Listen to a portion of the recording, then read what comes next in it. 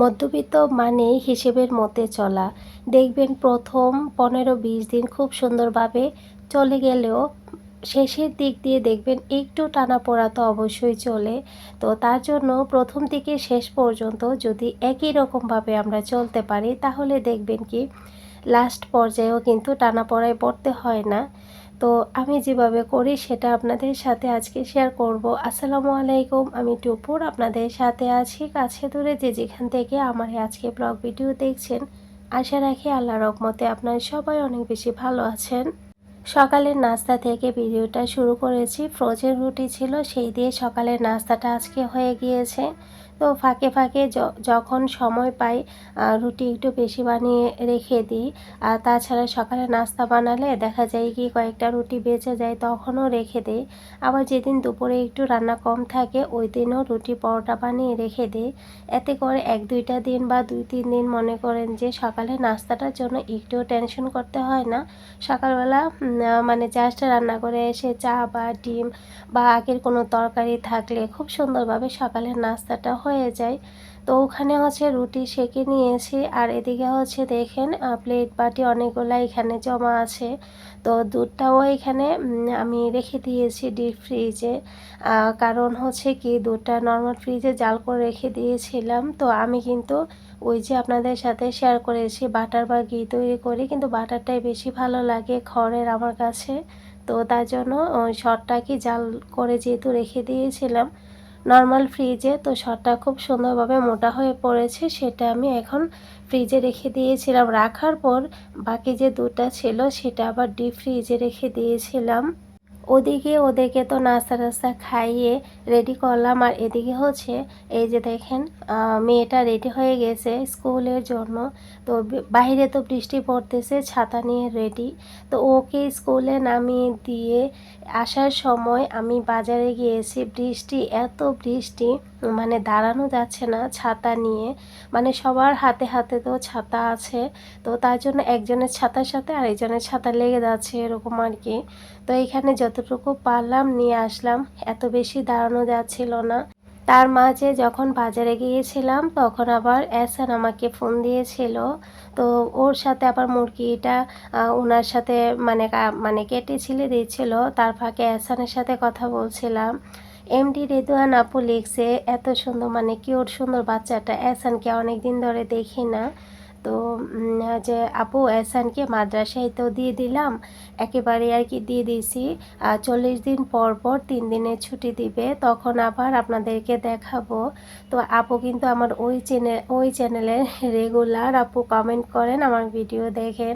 তো আপু হয়তো এই চ্যানেলটা আপুর চোখে পড়েছে, তাই এই এই মানে কয়েকটা ভিডিওর মধ্যে দেখতে পাচ্ছি আপু কমেন্ট করতেছে। তো ধন্যবাদ আপু আমার এই চ্যানেলেও সাপোর্ট দেওয়ার জন্য। আপু আজকে ভিডিওটা দেখবেন কি না আমি সেটা জানি না, কিন্তু ওই যে ওই চ্যানেলে আপু আমার কিন্তু বলা হয়নি যে এই যে নতুন চ্যানেলটার মধ্যে ভিডিও দিয়েছি। তো আপু যদি দেখেন তো কমেন্টটা দেখবেন অবশ্যই। আপু যেহেতু ভিডিও দেখা শুরু করেছেন আপু অবশ্যই দেখবেন। তো এই তো আপু আমি তোমার কমেন্টটা পড়ে নিলাম। আর এহসান যখন আসবে অবশ্যই আপু আবার দেখাবো তোমাদেরকে।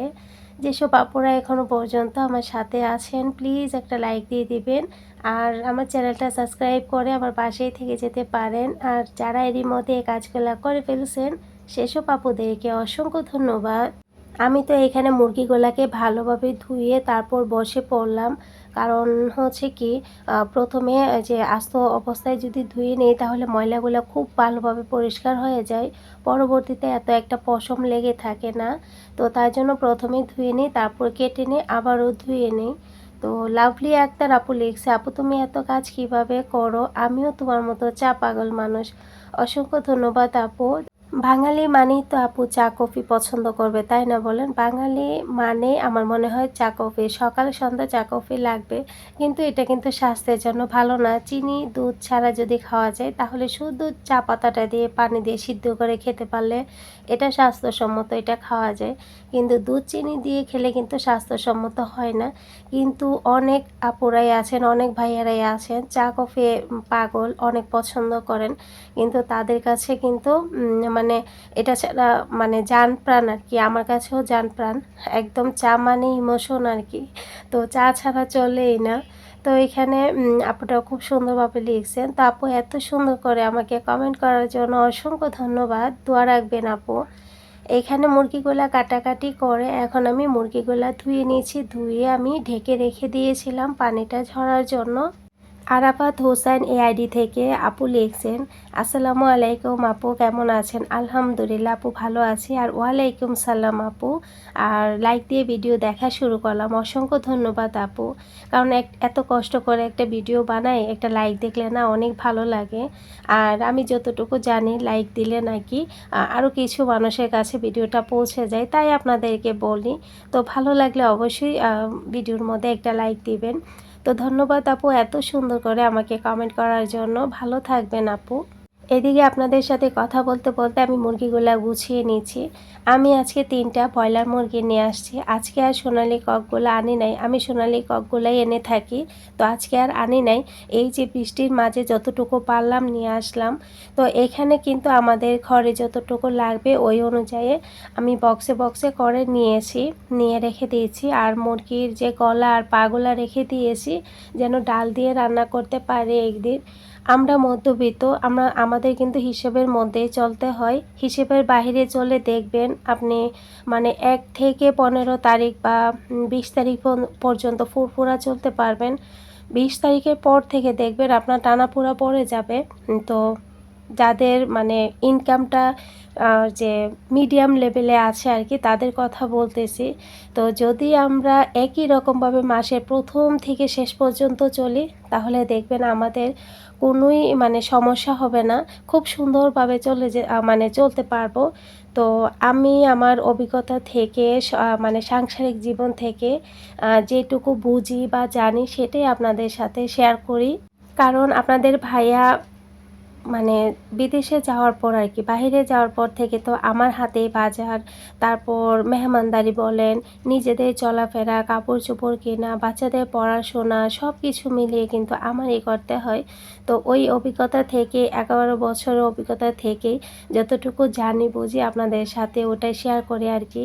আমার একটা ভিডিও কয়েকদিন ধরে মানে কিছু মানে ভিউ হয়েছে, ভাইরালের মতোই হয়েছে, 50-এর উপরে গিয়েছে, প্রায় 60-এর মতো। তো এই ভিডিওর মধ্যে অনেক ধরনের কমেন্ট আসতেছে, অনেক আপুরাই আমাকে সাপোর্ট দিয়েছেন যে আপু ঠিকই বলছেন, আমি মানুষ কিপটা বললে বলুক, আমিও এভাবে চলি, এভাবে চললে ভালো। তো অনেক সুন্দর সুন্দর কমেন্ট করেছেন ওই ভিডিওটার মধ্যে। তো অসংখ্য ধন্যবাদ আপুরা, সবাই অনেক ভালো থাকবেন, মন থেকে অনেক দোয়া এবং ভালোবাসা। আল্লাহ আপনাদের সবাইকে ভালো রাখুক। আসলে কিপটামি করে চলি না, তো একটু হিসেব করে চললে অনেকে বলে কিপটা আর কি। তো এটাকে কিপটামি বলে না। যারা কিপটামি করে তারা কিন্তু খায় না, ভালো কাপড় চোপড়ও পরে না, কোনো ভালো অনুষ্ঠানও যেতে চায় না, ওদেরকে বলে কিপটা, আমাদেরকে কিপটা বলে না আসলে। তো মানে যদি আমি সত্যি বলে থাকি আপুরা আমাকে কমেন্ট করে জানাবেন যে সত্যি বলছি কি না। তো আমি যে এতক্ষণ কাটাকাটি করলাম এগুলাকে ধুয়ে আবার পরিষ্কার করে নিয়েছি, তারপর রান্না বসাবো। তা না হলে না গন্ধে সারা ঘর একদম হয়ে গেছে, পরিষ্কার না করে রান্না করা যাবে না। মোহাম্মদ ইসাক আইটি থেকে লিখছেন আপু যে পরিবারে কতজন মানুষ? তো আমরা হচ্ছি পরিবারে ফ্যামিলি 5 জন সদস্য, কিন্তু আপনাদের ভাইয়াকে নিয়ে 6 জন। আপনাদের ভাইয়া তো বাহিরে থাকে, যখন আসবে তখন 6 জন হয়ে যাব। তো বাচ্চারা আছে 3 জন, আমি আছি, আম্মা আছে, তারপর এই তো আমরা 5 জন, আর ওদের বাবা আসলে 6 জন হবে। এই তো আপু বলে দিলাম। আপনাদের মূল্যবান কমেন্টগুলো না আমি চেষ্টা করি ভিডিওর মধ্যে তুলে ধরার জন্য। কোনো দিন যদি আমি মানে কমেন্টগুলো তুলতে না পারি তাহলে আপনাদের কমেন্টগুলো পড়া হয় না। তা না হলে কিন্তু আমি চেষ্টা করি আপনাদের কমেন্টগুলো পড়ার জন্য। আমার কাছে খুব ভালো লাগে আপনাদের যে মূল্যবান সময়টা ব্যয় করে আমাকে কমেন্ট করেন, তো পড়বো না বলেন? তো আজকেও কিন্তু মানে ভিডিওর কোনো অংশ যদি আপনাদের কাছে ভালো লাগে তাহলে কমেন্ট করে জানাতে পারেন। এই দুইটা হাত দিয়ে সারাদিন কত কাজ করি বলেন। তো মাঝে মাঝে যখন মনে হয় তখন আবার একটু লোশন দিই, বিশেষ করে যখন মাছ মুরগি ধুই, তারপর মানে গন্ধ জাতীয় কোনো কিছু তখন বেশি দেওয়া হয়। তা তা না হলে না মনেই থাকে না। তো উর্মিস কিচেন আপুটা লিখছেন যে ভিডিওটা ভালো লেগেছে, তো ধন্যবাদ আপু। আপুটা প্রত্যেকটা আমার ভিডিওর মধ্যে কমেন্ট করেন, তো ধন্যবাদ আপু, ভালো থাকবেন, আপনার জন্য অনেক ভালোবাসা। আমার জন্য সকালের নাস্তাটা তৈরি করে নিয়েছি। এখানে আমি একটা রুটি নিলাম আর দুধ চিনি একটু মিশিয়ে নিচ্ছি। আমি চা পাতার মানে পানি যে সিদ্ধ করলাম লিগারটা সেটা দিয়ে দিয়েছি, দিয়ে আমি দুধ চা রেডি করে নিচ্ছি। একটা রুটি আর চা বা পরোটা দিয়ে চা খেলে কিন্তু সকালের নাস্তাটা হয়ে যায়। চা আর রুটি খেতে খেতে কিন্তু ডিম সিদ্ধটা হয়ে গিয়েছে। আমি না একটু তাড়াহুড়া করে খেতে পারি না। আমার কাছে মনে হয় একটু চা কফিটা নিয়ে বা সকালে নাস্তাটা নিয়ে বসবো বা দুপুরে খাবারটা নিয়ে বসবো, একটু শান্তি মতো আধা ঘন্টা 40 মিনিট লাগিয়ে সুন্দর মতো বসে খাবো, ওই জিনিসটা আমার কাছে ভালো লাগে। একটু গুছিয়ে গাছিয়ে গিয়ে তো ডিম সিদ্ধটা বসিয়ে দিয়ে আমি চাটা খেলাম, মানে নাস্তাটা করলাম। আর এদিকে কিন্তু ডিম সিদ্ধটা হয়ে গিয়েছে। মুর্শিদা আক্তার আপু লিখছেন, আসসালামু আলাইকুম আপু। ওয়ালাইকুম সালাম আপু, লাইক দিয়ে ভিডিওটা দেখা শুরু করলাম। অসংখ্য ধন্যবাদ আপু, ভালো থাকবেন, আমাদের জন্য দোয়া রাখবেন। আপনাদের জন্য মন থেকে অনেক দোয়া এবং ভালোবাসা। আপনারা যে এত সুন্দর সুন্দর কমেন্ট করেন আমার কাছে কিন্তু খুব ভালো লাগে পড়তে। এদিকে হচ্ছে আমি ডিমগুলাকে ছিলে কেটে কেটে রেখে দিয়েছি। বুঝতে পারছেন যে আমি ডিমগুলা কিন্তু দুই রকমভাবে কাটা দিয়েছি যেন বুঝতে পারি।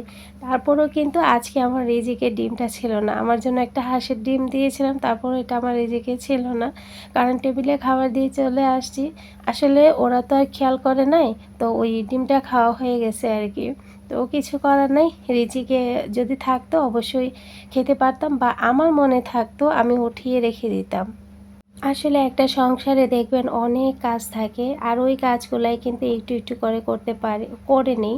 তো ওই মানে যে কাজগুলাই করি ওইগুলাই কিন্তু আপনাদের সাথে ক্যাপচার করা হয়। তারপর অফ ক্যামেরায় কিন্তু অনেক কাজ করি, তো ওগুলা তো আর শেয়ার করা হয় না। তো যতটুকু ক্যাপচার করি ঠিক ততটুকুই কিন্তু আপনাদের সাথে শেয়ার করি। আর অফ ক্যামেরায় যে দৌড়াইয়া কি কি কাজ করলাম ওগুলা কিন্তু বেশি একটা শেয়ার করা হয় না। এখানে হচ্ছে গিয়ে আমি মসুর ডাল ভিজিয়ে নিলাম, এদিকে আমি মুগ ডালটা ভেজে নেব। ভেজে তারপর দুইটা ডালকে একটু ভিজিয়ে রাখবো। রোজি আর ডেইজি এই আইডি থেকে লিখছে, আপু মাশাল্লাহ ভিডিওটা ভালো হয়েছে, ধন্যবাদ আপু, ভালো থাকবেন। এদিকে দুইটা ডালে আমি পানি দিয়ে কিছুক্ষণের জন্য ভিজিয়ে রাখবো, রেখে তারপর হচ্ছে বড় মেয়েকে নিয়ে এখন বের হয়ে যাব। মানে কাজের কোনো শেষ নাই, বড় মেয়েকে নিয়ে যাব আর আন্নিকে নিয়ে আসবো। তারপর এদিকে একটু কাটাকাটি করতে হবে, ধনিয়া পাতা, কাঁচামরিচ, টমেটো, তারপর হচ্ছে গিয়ে পেঁয়াজ, এগুলা কাটবো। ওদিকে যখন ইবাকে নিয়ে বের হব তখন ডালটাকে ধুয়ে চুলার আঁচটা কমিয়ে বসিয়ে দিয়ে যাব, কারণ ডালটা তো সিদ্ধ হওয়ার ব্যাপার আছে। তো একটু সিদ্ধ বসিয়ে দিয়ে তারপর চলে যাব। তো আন্নিকে নিয়ে এসে তারপর চালটা অ্যাড করব। এদিকে কাটাকাটিটাও কিন্তু এসেই আমি করব, না সরি করে যাব আর কি, এসে রান্নাটা বসাই দিব। এখানে পেঁয়াজ, ধনিয়া পাতা, কাঁচামরিচ, টমেটো সব কিছু কেটে কুটে রেডি করেছি। এখন মাত্র আমি রান্নাটা বাকি রাখবো আর কি। এদিকে ডালটা আমি কিছুক্ষণের জন্য যে ভিজিয়ে রাখলাম সেটাকে ভালোভাবে ধুয়ে নিব। ডাল থেকে কিন্তু অনেক ময়লা ওঠে, আর এই পানিটা কিন্তু সার হিসেবে গাছের গোড়ায় দেওয়া যায়। তো বাইরে যেহেতু বৃষ্টি হচ্ছে এখন আর দিচ্ছি না। আমি ডালটা চুলার মধ্যে বসিয়ে দিলাম, এখন আমি কিছুটা লবণ দিব, দিয়ে চুলাটা কমিয়ে তারপর মেয়েকে নিয়ে বের হয়ে যাব। কালাম হোসাইন আপু আইডি থেকে লিখছে, আপু তোমার ভিডিও অনেক ভালো লাগে, অসংখ্য ধন্যবাদ আপু। তোমরা যে এত সুন্দর সুন্দর কমেন্ট করো আমার কাছে ভীষণ ভালো লাগে। কাজের ফাঁকে ফাঁকে তোমাদের ভিডিও মানে কমেন্টগুলো, সুন্দর সুন্দর কমেন্টগুলো ভিডিওর মধ্যে পড়ি। এই তো আপু, ভালো থাইকো। এদিকে ইবাকে দিয়ে আন্নিকে নিয়ে চলে আসছি। এখন হচ্ছে ডালটা যখন সিদ্ধ হয়ে গেছে পোলাও চালটা আমি দিয়ে দিলাম। এখানে আমি আদা বাটা, রসুন বাটা, হলুদের গুঁড়া দিলাম একটু, মানে পরিমাণ মতো, আর মরিচের গুঁড়াটা খুবই সামান্য দিয়েছি একটু, গরম মশলা গুঁড়া দিলাম, জিরা গুঁড়া দিলাম। দেওয়ার পর গরম পানি পাশের চুলাতে বসিয়ে রেখে দিয়েছিলাম, তো গরম পানিটা দিয়ে দিলাম। দিয়ে দেওয়ার পর এখন আমি খিচুড়িটা রান্না করে নিব, আর কোনো মশলা অ্যাড করতে হবে না।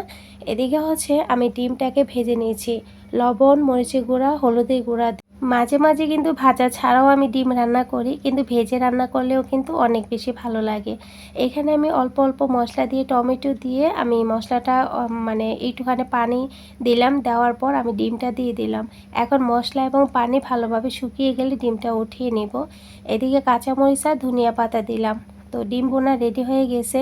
তো আমি ডিম সিদ্ধ সরাসরি আমি খেতে পারি না। খুব কষ্ট করে যদি একটা ডিম খাই, খেতেই পারি না। মানে ওই ঔষধের মতো খাই না, পানি দিয়ে চিবানোর পর পানি দিয়ে একদম খাইয়ে ফেলি। ডিমের স্বাদ কোনো কিছুই বুঝি না। মানে মোট কথা হচ্ছে ভালো লাগে না। ডিম ভুনাটা খেতে পারি, ভালোই লাগে। আবার আছে না মশলা কষিয়ে যে মানে কাঁচা ডিমটা দিয়ে যে ইয়ে করে, ওটাও আবার ভালো লাগে। এদিকে আমি পাশের চুলাতে আবার তেল দিলাম, পেঁয়াজ, শুকনো মরিচ। আর এদিকে হচ্ছে খিচুড়ির মধ্যে আমি ধনিয়া পাতা আর কাঁচামরিচ দিয়ে দিলাম। পাতলা খিচুড়ি রেডি হয়ে গেছে। তো ওদিকে হচ্ছে আমি বাগারটা দিব। শুকনো মরিচটা কিছুক্ষণ ভাজার পর আমি এখন পেঁয়াজ দিয়ে দিলাম। পেঁয়াজটা এখন ভেজে আমি খিচুড়ির মধ্যে বাগার দিয়ে দিয়েছি। তো আমি যেহেতু মশলা কষিয়ে রান্না করি নাই, তার জন্য বাগারটা তো অবশ্যই দিতে হবে। আর যখন মশলা কষিয়ে রান্না করি তখন আর বাগার দিতে হয় না, একটু বেরেস্তা দিলেই চলে, আর না দিলেও চলে, সমস্যা নেই। এই তো পাতলা খিচুড়ি রেডি হয়ে গেছে। তো এখন হচ্ছে ওই তো এই জন্যই আমি মুরগিটাও রান্না করেছি। মুরগি, খিচুড়ি, ডিম, মানে বেশি একটা শাক সবজি আনতে পারি নাই বাজার থেকে। এই বৃষ্টির মধ্যে যে কি যে দাম চাইতেছে, তারপর হচ্ছে কি শাক সবজিটা তেমন ভালো দেখতেছি না। তো বাজারে বেশি একটা ঘোরাঘুরিও করতে পারি নাই, সামনে থেকে যতটুকু পারছি ওইটাই নিয়ে আসছি।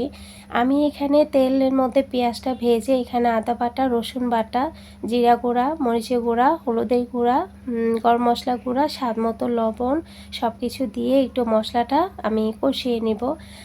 মানে কষিয়ে নিয়ে তারপর মুরগির মাংসটা রান্না করব। তো এখন আমি অল্প করে একটু পানি দিব, দিয়ে মশলাটা একটু কষিয়ে নিব। তো ওই যে মুরগি আনলাম না, এখান থেকেই আমি অর্ধেকটা মুরগি রান্না করতেছি আজকে। তো অর্ধেকটাই হয়ে যাবে, কারণ ডিম ভুনাও তো আছে, তার জন্য একটু ভাতও রান্না করব। যদি আম্মা ভাত খায় তো খাবে আর কি। তো আমার কাছেও কিন্তু খিচুড়ি যে আজকে দুপুরবেলার জন্য রান্না করলাম, শুধু খিচুড়ি খেয়ে থাকবো, ওই ভালো লাগলো একটু খেলাম, ওই ভাতের মতো তৃপ্তি আসে না।